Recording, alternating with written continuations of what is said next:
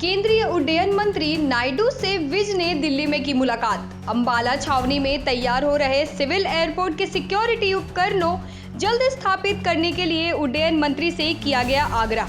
केंद्रीय मंत्री ने तुरंत ही उपकरणों को स्थापित करने के निर्देश अधिकारियों को दिए। विज ने केंद्रीय नागरिक उड्डयन मंत्री को अंबाला छावनी के सिविल एयरपोर्ट के उद्घाटन का भी दिया न्योता। सिक्योरिटी उपकरण स्थापित होते ही उड़ान भी शीघ्र ही आरंभ हो जाएगी। विज बिजली के प्रीपेड मीटरों पर भी बोले बिजली मंत्री विज। उपभोक्ताओं से विकल्प मांगा जाएगा कि वे प्रीपेड लगाना चाहते हैं या पोस्टपेड मीटर। विज का हुड्डा पर भी तंज। हुड्डा साहब का क्या करे, हरा कर अपने घर बैठ गए, बोले भी ना, ये तो हो ही नहीं सकता। मैं 7 बार का विधायक हूँ और सारे मुख्यमंत्री के कार्यों को देखा है। सर, कांग्रेस के राष्ट्रीय अध्यक्ष हैं मल्लिकार्जुन खड़गे, वो इशारों में उत्तर प्रदेश के मुख्यमंत्री योगी आदित्यनाथ पर निशाना साध रहे हैं कि गेरुए कपड़े पहनते हैं, सर पे बाल नहीं होते और धर्म की बात करते हैं, जातिवाद फैलाने की बात करते हैं। उन्होंने एक नसीहत भी दी है योगी आदित्यनाथ को, यदि आपको राजनीति करनी है तो सफ़ेद कपड़े पहनिए, वरना बीजेपी हाईकमान से उन्होंने अपील की है, रिक्वेस्ट की है कि ऐसे नेताओं को राजनीति से मतलब हटा देना चाहिए, उनको खुद ही राजनीति से अलग हो जाना चाहिए यदि उनको साधु बनना है तो। कांग्रेस हमेशा हिंदू विरोधी रही है। हिंदू संस्कृति, हिंदू संस्कार, हिंदू विचार का हमेशा इन्होंने विरोध किया है। भगवा वस्त्र हिंदुइज्म में बहुत पवित्र पावन वस्त्र माना जाता है और भगवे का विरोध करना ये उचित बात नहीं है। दिन जब चढ़ता है तो आकाश में भगवा रंग ही नजर आता है। मुझे लगता है कांग्रेसी देर से उठने के आदी हैं, उन्होंने कभी सूरज चढ़ते हुए देखा नहीं है। देर से उठने के आदी हैं। महाराष्ट्र की राजनीति में ये बयान है उनका? नहीं, ये देखिए, ये इस प्रकार से कहना मल्लिकार्जुन खड़गे जी का किसी भी प्रकार से उचित नहीं है। सर, महाराष्ट्र और झारखंड में चुनाव है, वोटिंग नज़दीक है, क्या लगता है सर किस तरीके का माहौल दोनों राज्यों में देखते हैं? क्योंकि हरियाणा से भी कई बड़े नेता प्रचार के लिए अलग अलग राज्यों में जा रहे हैं सर, महाराष्ट्र और झारखंड में।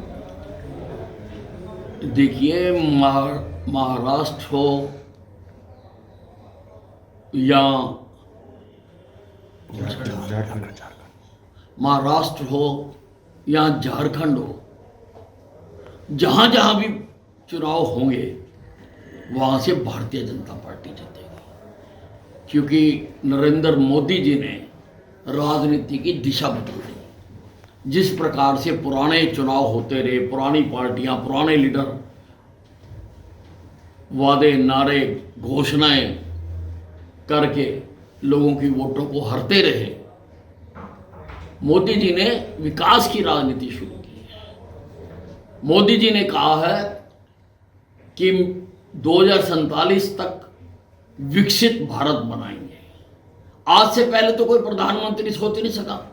जवाहरलाल नेहरू जी ने नहीं सोचा, इंदिरा गांधी जी ने नहीं सोचा, राजीव गांधी ने नहीं सोचा, मनमोहन सिंह ने नहीं सोचा कि विकसित भारत बनाएंगे। हमारे से बाद जो देश आजाद हुए वो भी विकसित हो गए, विकसित देशों की श्रेणी में आ गए, लेकिन कोई सरकार, कोई पार्टी, कोई नेता इस मुद्दे को नहीं कह सका। प्रधानमंत्री नरेंद्र मोदी जी ने कहा है और आज हर प्रदेश का आदमी भी इस मुद्दे के साथ चलना चाहता है। वो भी चाहता है कि हमारा प्रदेश भी इसके साथ चले और हम नरेंद्र मोदी के साथ कदम ताल करते हुए आगे बढ़ें, ताकि सारा देश और हमारा प्रदेश भी विकसित प्रदेश बने। आज़ाद हुए 100 साल होने जा रहे हैं और आज भी मूलभूत सुविधाओं के लिए लोग तरस रहे हैं।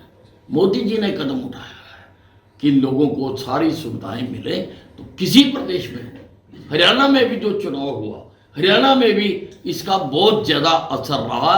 वो किसी भी प्रकार से कांग्रेस के विपक्षियों के बातों में लोग नहीं आए और लोग विकास के नाम पर लोगों ने वोट दी है, क्योंकि लोग चाहते हैं कि हमारा प्रदेश भी पूरी तरह से विकसित भारत का अंग बन सके।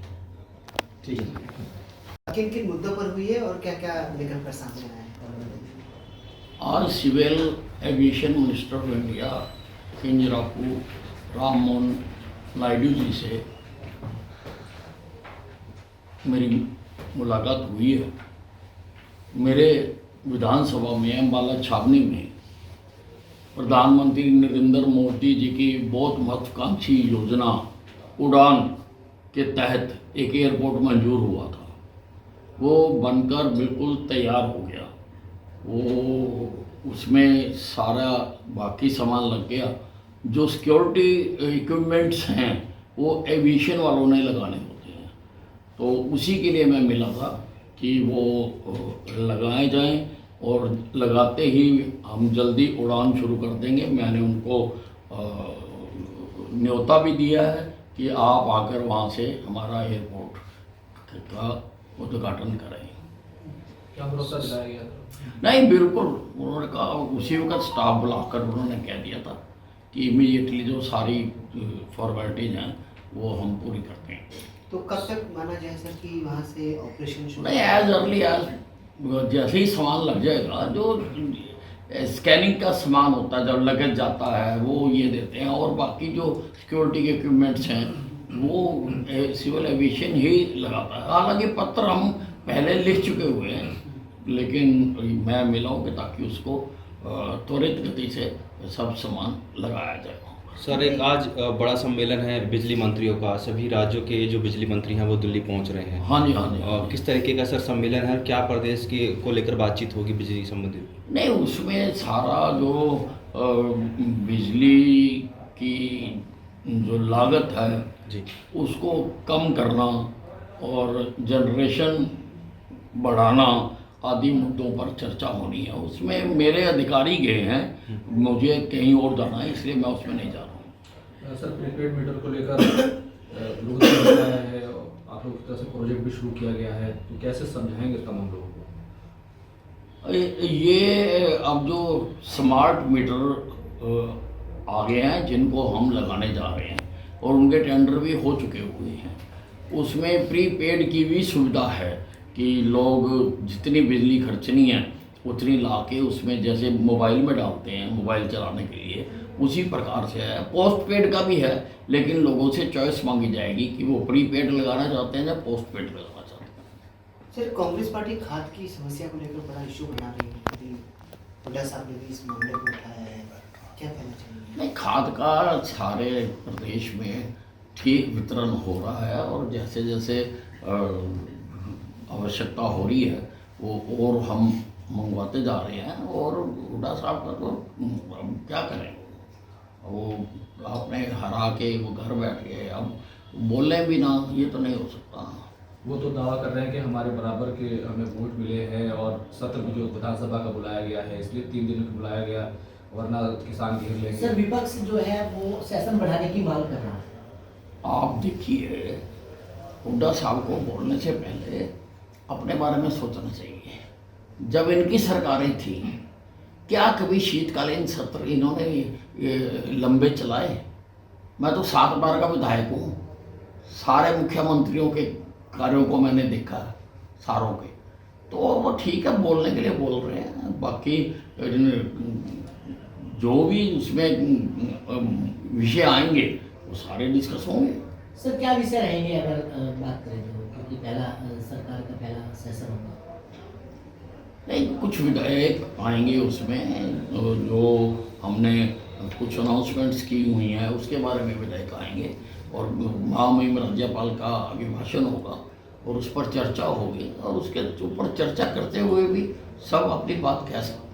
सर, कांग्रेस के नेता है मुकुट शर्मा, उन्होंने चंडीगढ़ में प्रेस कॉन्फ्रेंस की है। उन्होंने सिर्फ इतना कहा था टीवी डिबेट में कि नेता प्रतिपक्ष भूपेंद्र सिंह हुड्डा नहीं बनेंगे। कांग्रेस ने उनको बर्खास्त कर दिया है। उद्यमान ने लेटर जारी करके 6 साल के लिए बर्खास्त कर दिया। किस तरीके से देखते हैं सर, हुड्डा के खिलाफ किसी कांग्रेस के कार्यकर्ता ने बोला और कांग्रेस ने उनको पार्टी से निकाल दिया बाहर? नहीं, कांग्रेस के अंदर पूरी दहशत है, पूरा भय भरा हुआ है और किसी को भी बोलने की वो इजाज़त नहीं देते हैं। इन फाइटिंग बहुत ज़्यादा है और इसी कारण से ये अभी तक अपना विधायक दल का नेता नहीं चुन पाए। जी। सर बटेंगे तो कटेंगे लेकर लगातार विवाद हो रहा है, इसको लेकर क्या कहेंगे आप? देखिए, प्रधानमंत्री नरेंद्र मोदी जी ने बहुत अच्छी बात कही है कि एक रहेंगे तो सेफ रहेंगे, और ये तो बहुत अच्छी बात है। देश अगर एक रहता है, मजबूत रहता है, तो सेफ रहेंगे। उसी आधार पर ही वो बात है, किसी जाति धर्म का तो नाम वो नहीं ले रहे, वो तो इकट्ठा रहने के लिए बात कर रहे हैं ना, वो किसी जाति धर्म का नाम तो नहीं ले रहे। लेकिन धर्मगुरु मौलाना तौकीर रजा को ये बात पसंद नहीं आ रही है। वो कह रहे हैं कि प्रधानमंत्री को ऐसा बयान नहीं देना चाहिए, इससे नफरत फैलेगी। जिस तरह की बयानबाजी वो दिल्ली में कर रहे हैं। नहीं, और वो कहते हैं ना, चोर की दाढ़ी में तिनका। किसी का नाम तो लिया नहीं है योगी जी ने, किसी धर्म की बात नहीं की है। उन्होंने खाली यही कहा है कि अगर बटेंगे तो कटेंगे, तो किसी को क्यों तकलीफ होगी? अच्छी बात है। अब अगर कोई ऐसा कहता है तो उनको लगता होगा कि ये उनके बारे में कही जा रही है, लेकिन वो ऐसा नहीं कह रहे। ठीक, थैंक यू। बस।